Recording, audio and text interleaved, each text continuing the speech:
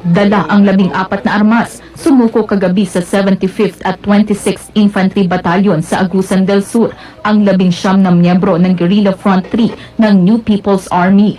Sumuko sila isang araw bago ang ika-50 anibersaryo ng CPP-NPA. Kabilang sa mga sumuko ang platoon leader na si Ka-Sniper. Ayon kay Sniper, sawa, pagod at gutom ang dahilan ng kanilang pagsuko.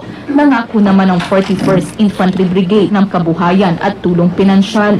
Sa Davao del Sur, nahuli naman ang miyembro ng NPA na may 9 na warrants of arrest na si Joey Ablamo noong December 23.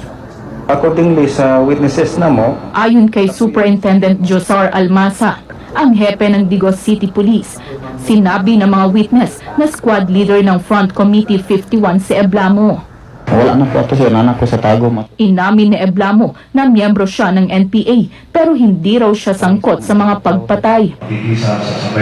Nagsagawa naman ng candle lighting ceremony, prayer of peace and end of terror ang mga sundalo ng Western Command.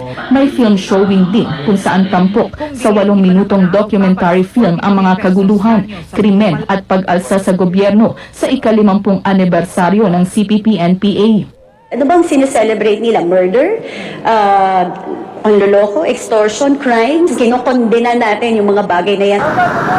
Sa Palo Leyte, nagprotesta naman ang isang grupo laban sa NPA at nanawagan silang buwagin na ang grupo. Sa Buena Vista, Agusan del Norte, nakita naman na nakasulat sa isang gusali ang pagsuporta sa ika-50 anibersaryo ng CPP-NPA kaninang umaga. Agad naman pininturahan ng mga pulis ang mga nakasulat. RD Cabrestante, ABS-CBN News.